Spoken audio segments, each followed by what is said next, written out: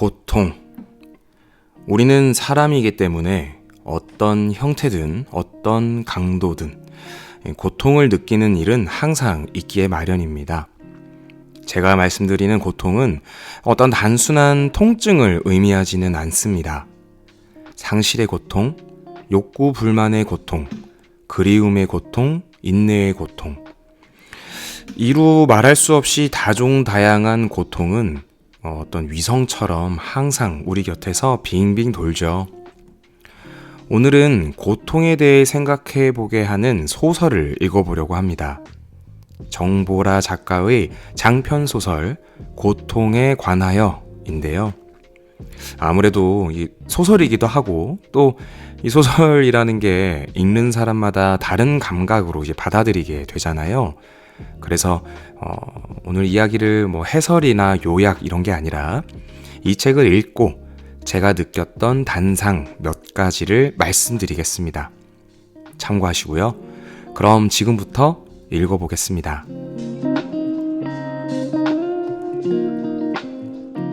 간단한 줄거리를 말씀드려 볼게요. 중독성도 없고 부작용도 없는 완벽한 진통제인 NSTRA14가 등장합니다. 제약회사는 마약성 진통제를 대체할 새로운 약물로서 이 진통제를 연구 개발했는데 실제로 효과는 엄청났습니다. 마약성 진통제를 대체할 만큼 통증 신호를 효과적으로 차단하면서도 부작용을 일으키지 않았죠. 그리고 무엇보다 중독성이 없었습니다. 회사는 만성 통증 환자와 암 환자들에게 저렴한 가격으로 안전하게 공급할 목적으로 NSTRA14를 개발했는데 만들어진 목적을 넘어서서 이 통증에 대한 사회의 관념까지 바꾸게 되었죠. 특히 이전엔 이 만성 통증이 그동안은 수용하고 받아들이고 조절해야 하는 것이었는데 이제는 근절 가능한 질환으로 변했습니다. 부작용도 중독성도 없음이 긴 시간 임상에서 증명이 되자 누구든 약국에서 쉽게 구입할 수 있게 되었습니다. 이 강력하고 안전한 진통제는 고통의 개념, 통각의 문화를 확실하게 바꿨습니다. 통증은 참는 것이 아니라 간단하게 조절하거나 퇴치하는 것으로 변했습니다. 내성이 두려워서 진통제를 기피하지도 않았고 약값 때문에 치료를 거부할 이유도 없었습니다. NSTRA14의 등장으로 고통의 개념이 축소됩니다. 사회적, 문화적, 철학적, 정신적 의미의 고통에 대한 질문은 점차 사라졌습니다. 고통은 의학적인 문제였고 해결해야 하며 해결할 수 있는 문제가 되었습니다. 고통은 견디는 것이 아니었습니다. 고통을 견딘다는 것이 되레 정신병의 징후로 이해되었습니다. 한편 어떤 사이비 교단이 등장합니다. 이 교단은 고통의 의미에 대해 질문했습니다.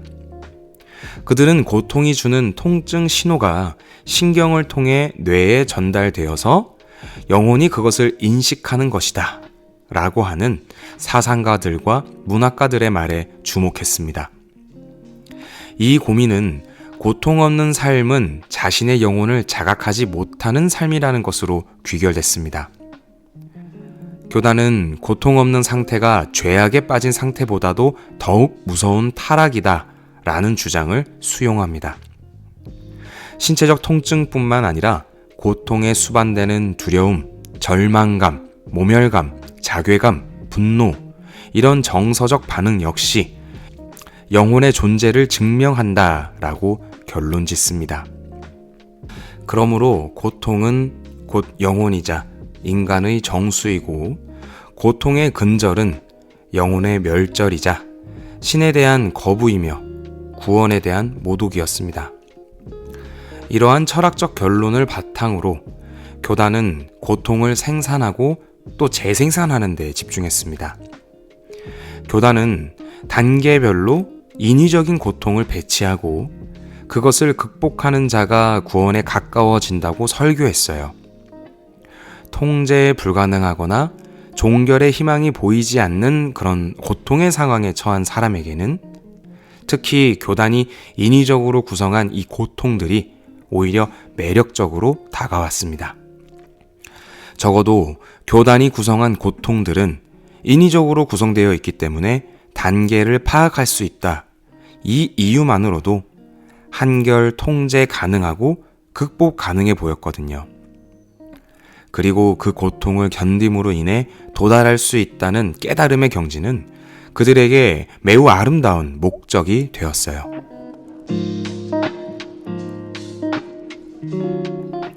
완벽한 진통제의 등장, 고통을 추구하는 교단.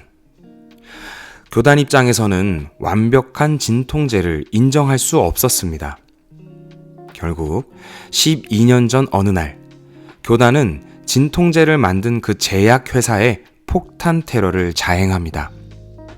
이로 인해 많은 사람이 죽었습니다. 사망한 사람 중에는 진통제를 직접 개발한 제약회사의 총수 부부도 포함되어 있었습니다. 폭탄을 터뜨린 교단의 사람은 바로 잡혔습니다.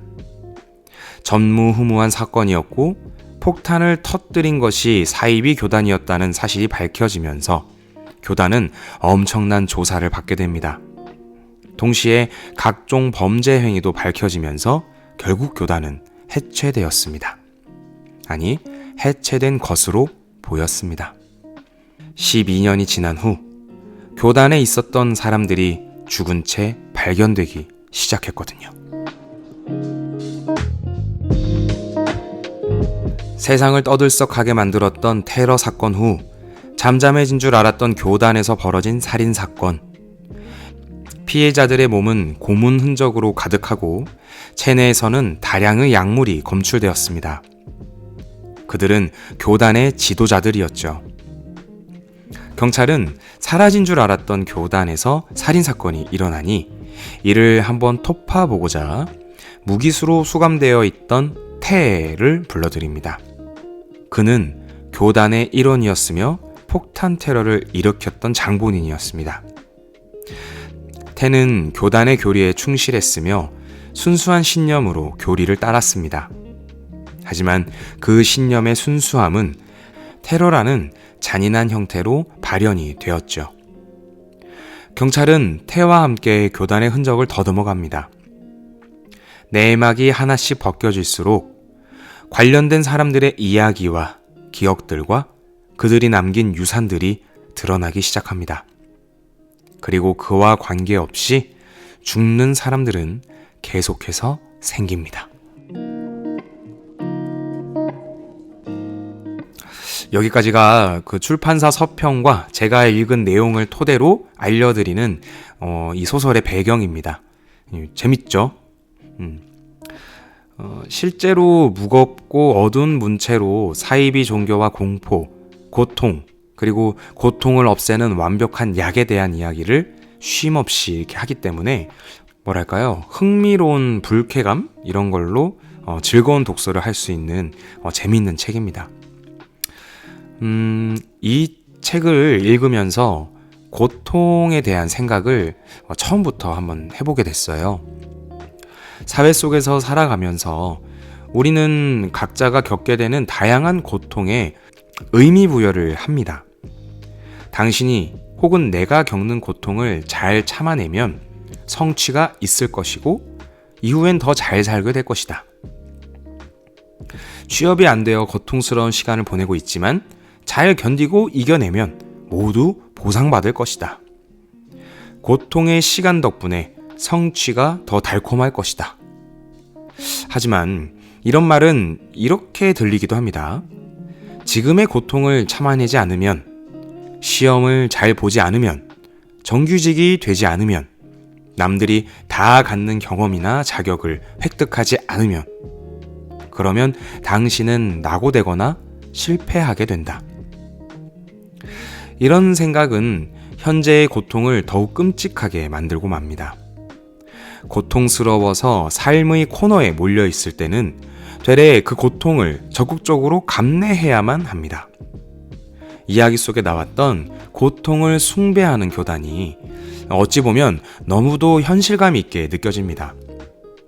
이겨낼 수 있는 고통과 그 고통을 참기만 하면 그 다음에 깨달음이라는 높은 가치를 실현할 수 있다. 이런 환상은 진짜 우리가 사는 현실에 비하면 가학적이기보다 반대로 인간적으로 느껴지기까지 합니다. 현실은 어떤가요? 힘들고 괴로운 일은 가치 있는 일이라고 스스로를 속이고 사회적 미덕으로 삼고 있지는 않나요? 특히 괴로운데 탈출할 방법이 없는 극단의 취약자들에게 이런 말들은 너무너무 비겁한 말이 아닐까요? 만약 진짜 소설 속 이런 교단이 있어서 그들에게 손을 내민다면 덥석 그 손을 잡아버리고 말 것 같아요. 의미 없는 고통은 분명히 있습니다. 힘들고 괴로운 일이 모두 다 가치 있는 일은 아닙니다. 고통을 미덕으로 만들면서 그들을 독려하기에는 우리가 상상할 수 없는 통증이 많은 사람에게 멈추지 않고 반복됩니다. 이야기 속에 등장하는 궁극의 진통제가 우리에게 필요할지도 모릅니다. 탈출할 길이 있어야 한다. 삶의 선택지가 늘어나야 한다. 다른 선택지를 고를 수 있어야 하고 그렇게 탈출해서 잘 살 수 있어야 한다. 작가의 말에서 인용한 문장입니다. 그리고 작가는 다음 말로 이 책을 마무리 짓습니다. 아픈 사람도, 아프지 않은 사람도, 늙은 사람도, 아직 늙지 않은 사람도, 장애가 있는 사람도, 그렇지 않은 사람도, 모든 인간이 다양하게 잠 잘 자고 밥 잘 먹고 자신이 선택한 방법으로 존엄하게 살 수 있는 사회를 원한다. 다산북스 출판 정보라 작가의 고통에 관하여를 읽어보았습니다. 저는 언더라인입니다. 도서 추천, 청취자 의견은 underlinebook@gmail.com입니다. 지금까지 들어주셔서 고맙습니다.